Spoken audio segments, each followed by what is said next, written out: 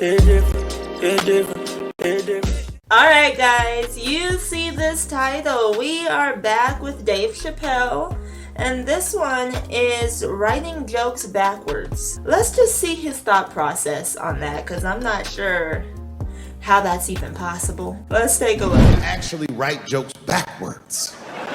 I will write a punchline with no particular setup in mind. I just put it on a scrap of paper, and I'll throw that scrap of paper in my fishbowl. I have a fishbowl in my house filled with random punchlines. And every once in a while, I'll shake the bowl, and I'll dig in there and just pull one out and see if I can make that shit work. And I picked one for this special. Okay. It's not an easy punchline to pull off. Are you ready? Yes. Here it goes. The punchline is, so I kicked her in the pussy. Quite the I punchline. haven't finished the joke yet. I just know whatever happens in the beginning of the joke, at the end of the joke, for some reason, I'm gonna kick somebody in the pussy. And it's going to be hilarious. Okay. When I was growing up, I was probably about 8 years old, and at the time, we were living in Silver Spring. My parents did just well enough so that I could grow up poor around white people.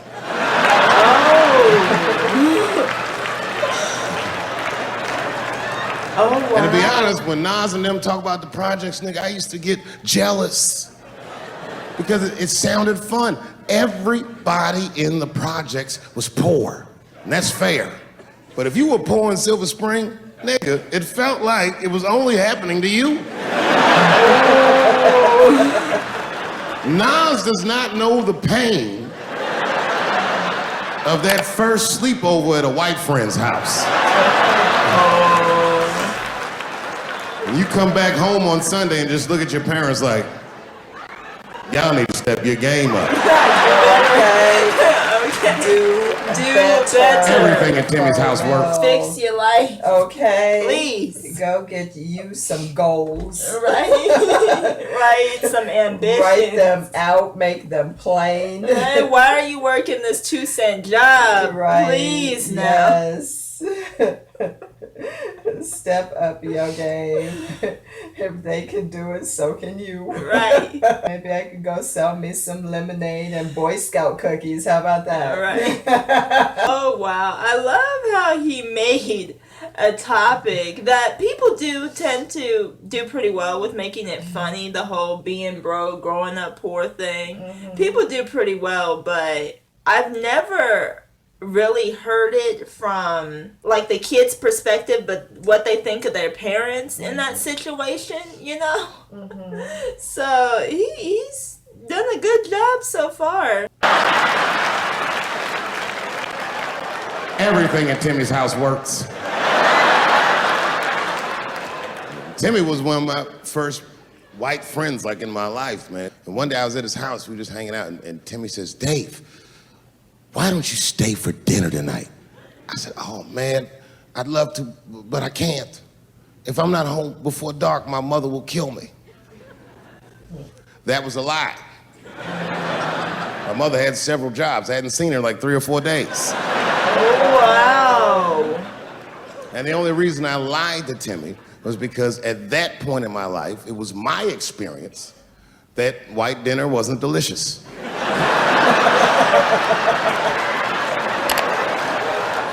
I'd rather go home and fry some bologna or some shit like that.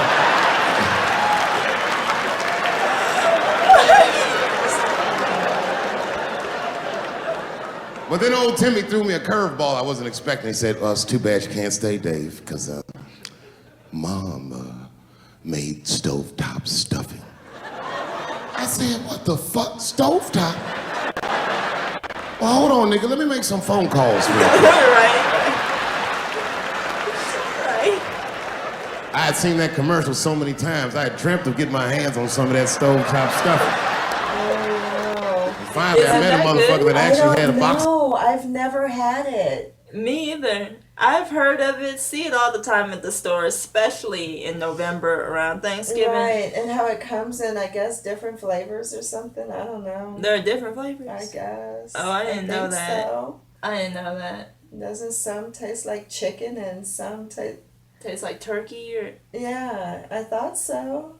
But I don't know I what it don't tastes know. like. I've never had it. You never had it? Not even as a kid? Well, yeah, for our family, we make it from scratch. And by we, I mean my grandmother. She is the only one that knows how to do that. I could look it up, but... Yeah, but yeah. Her stuffing is good. But hers is dressing, not really stuffing. Yeah. It's a stovetop in the house. I couldn't miss this opportunity, so I pretended to call my mother. Oh. Then I came back and I said, Timmy, you're not gonna believe this great news.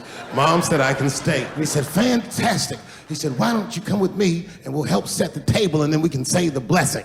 I had no interest in setting this motherfucker's table or saying these crazy ass Mormon prayers. I just wanted that goddamn stuffing. So I told Timmy, I said, you know what, I'd love to help, but let me go wash my hands first. My plan was simple. Wash my hands slowly, and by the time I'm done, the table will be set, the blessing will be said, and all that there will be left to do is eat. Kids. Went to the bathroom. I washed my hands very slowly. I must have been in there for about 10 minutes. What? And suddenly, one of his mothers came to the door. One of his mothers? Wait, what? Now see.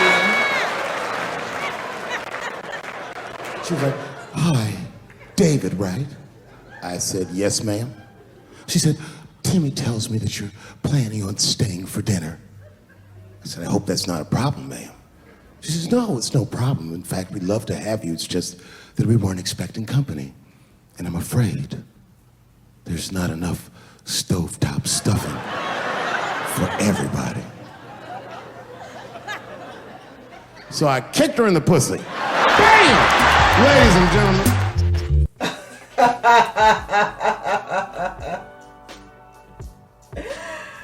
Now see. You said you wondered how he was about to tie that in. And now you know. True. He couldn't get his hands on some stovetop, so bam. Boom. She got kicked. Gave her a swift kick. That's sick and wrong. That is. This has me shocked. This one has me shocked. I have to wonder if... Is it true he has a fishbowl full of punchlines? I wonder. Or was that just an additive to help him finish off this crazy punchline? He probably I don't does. know, he might. Sometimes, you know, thoughts come to mind. You have to write them down. And then toss them And toss somewhere. them somewhere so you don't forget about them. And then, you know, pick revisit one. them when it's time to pull together. A new skit, yeah. And just pick one. That's really cool, actually. And you know, I really like just the way Dave Chappelle thinks and how he performs his comedy. Because, y'all, I completely forgot his punchline. Like, this video isn't even that long. I don't know how I forgot. Right. But he still was able to drop it in there. And I'm like, oh. The punchline. Okay, yeah. See, he's a really good storyteller for him to be able to pull that off. Because he told you the punchline. He's like, and I found the punchline for this joke. So I kicked her. And then he goes into it and he's able to create such a vivid image and throw in a lot of good jokes in the middle and drag it on a story. Just also, with some of his stories, he's so good at telling them, you really cannot tell whether or not they're real or fake. Right.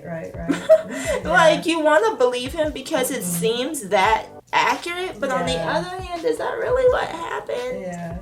You know, I know that with plenty of stories, though, comedians do have to kind of dramatize them and add a little bit more fluff to them.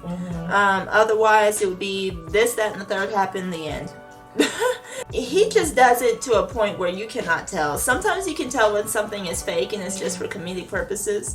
But I don't know. I think he really does find himself in some of these crazy situations. But do I think he kicked her? No. No. I don't think he did. think so. He didn't. No. That was just a punchline. I like how his style of comedy, especially his new style. I'm enjoying it. So, if you guys have any suggestions for some of his newer work, as well as his older work though, definitely leave a comment below. Don't forget to like and subscribe while you're down there, and we will see y'all in our next one. Bye, guys.